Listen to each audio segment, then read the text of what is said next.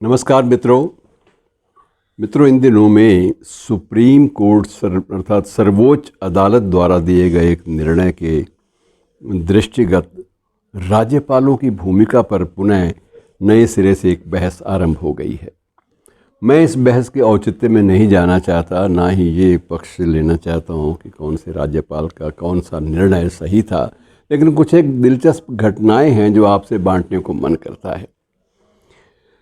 और ये भूमिका पर जो टिप्पणियाँ होती हैं मित्रों, ये समय समय की बात है। एक समय ये भी था, मुझे याद है कि जब श्री अटल बिहारी वाजपेयी प्रतिपक्ष के नेता हुआ करते थे और उनकी भाषा में गरिमा सदा बनी रहती थी, लेकिन अगर वो कुछ बात ऐसी कह भी देते थे तो उसको बड़े अलग ढंग से लिया जाता था और उसको एक अलग मुद्रा से, प्लेजेंट वे जिसे आप कहते हैं, कि वो संभ्रांत तरीके से अपनी बात कहते थे। और यदि कोई कटाक्ष भी है तो वो इतना प्यार से कटाक्ष होता था कि दूसरा व्यक्ति उसका खंडन कर ही नहीं सकता था। तो एक समय उन्होंने राज्यपालों की भूमिका पर कुछ एक आपत्तियां जताते हुए एक बात कही थी। उसका उल्लेख सबसे पहले उन्होंने कहा था कि दरअसल राज्यपाल जो हैं, जो राजनीतिज्ञ, ये उनके अपने शब्द हैं, मेरे शब्द इसमें कोई नहीं है, कि जो राजनीतिज्ञ बूढ़े हो जाएं या नकारा हो जाएं, उन्हें राज्यपाल बना दिया जाता है ताकि वो लोग अपना विश्राम कर सकें, आराम की ज़िंदगी काट सकें। ये उनकी एक हल्की फुल्की मुद्रा में लेकिन एक गंभीर टिप्पणी थी। और उसके बाद वही हुआ कि जब वो स्वयं सत्ता में आए या उनकी पार्टी सत्ता में आई, उनका दल सत्ता में आया, तो उसके बाद राज्यपालों की भूमिका पर बहुत सारे प्रश्न चिन्ह लगने आरंभ हो गए। लेकिन ये समय की बात है। इसी संदर्भ में याद आता है एक हरियाणा का प्रकरण भी, कि एक बार यहाँ पर जो बाद में देश के उप प्रधानमंत्री बने चौधरी देवीलाल, उनकी पार्टी को, उनके दल को बहुमत मिल गया।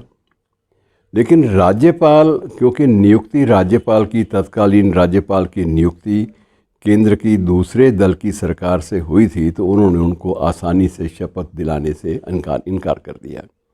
लेकिन चौधरी देवीलाल एक दबंग किस्म के राजनेता थे और उनको लगा कि ये व्यक्ति, ये राज्यपाल जो हैं, ये जनमानस की एक प्रकार से अवहेलना कर रहे हैं। जनाधार जो हमारा है और जो जनादेश हमें मिला है, उसकी अवहेलना करने का ये खुलेआम प्रयास कर रहे हैं। और एक बार उनको इतना गुस्सा भी आया कि उन्होंने, कहते हैं, कहा यह जाता है, मैं प्रत्यक्षदर्शी तो नहीं था, लेकिन बाद में इस बात की पुष्टि मेरे सभी साथी पत्रकारों ने भी की, कि उन्होंने राज्यपाल को गले से पकड़कर ऊपर उठा लिया था कि आप करोगे या नहीं करोगे।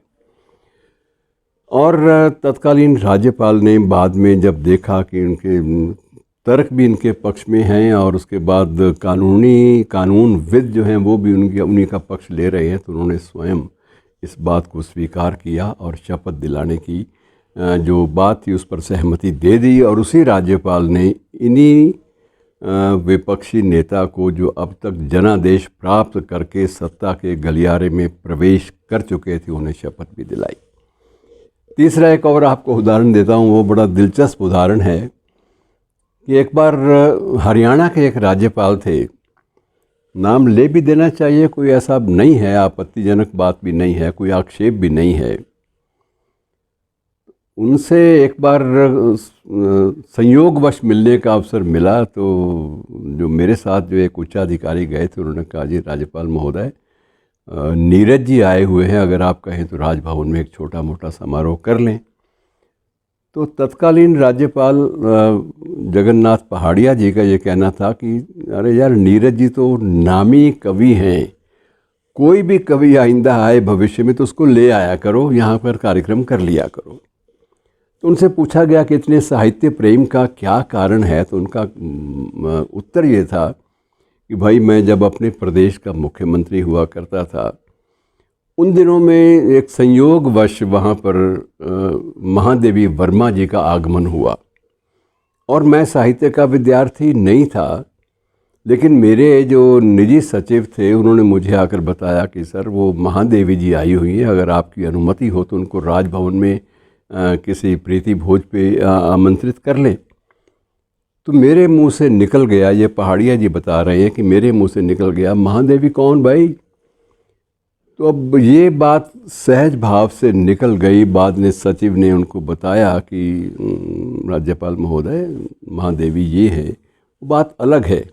बाद में महादेवी वर्मा जी को वहाँ बुलाया भी गया, लेकिन जब उनके मुख से ये टिप्पणी निकली कि महादेवी कौन है भाई, तो उस वक्त संयोगवश या उनके लिए दुर्योगवश एक वरिष्ठ पत्रकार वहाँ पर मौजूद थे, और पत्रकार का नाम था श्री कर्पूर चंद कुलिश। मैं आपको नाम भी बता देता हूँ, अब इतिहास का पन्ना है और ये एक आक्षेप किसी पर नहीं है।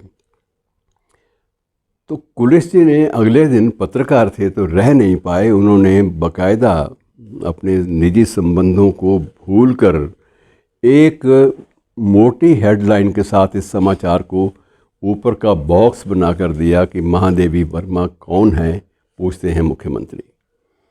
और उसकी प्रतिक्रिया ये हुई कि उसकी प्रतिक्रिया के स्वरूप शाम तक केंद्रीय राजधानी से तत्कालीन प्रधानमंत्री का फ़ोन आ गया कि पहाड़िया जी तत्काल दिल्ली आइए, विशेष विमान से, अपने राजकीय विमान से।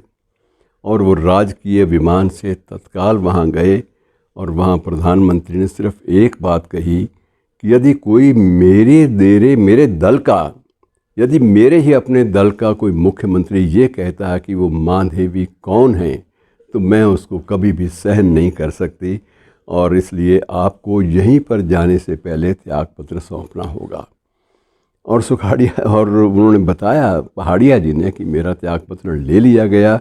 और उस दिन के बाद मैंने एक सबक तो सीख लिया भाई, कभी भी किसी साहित्यकार को निमंत्रण देने से या बुलाने से राजभवन में या मुख्यमंत्री आवास में कभी भी इनकार नहीं करना, और उनका हमेशा स्वागत होगा। कि ये एक सबक ऐसा था जिसने मेरी राजनैतिक जीवन शैली में एक बदलाव जो है वो ला दिया।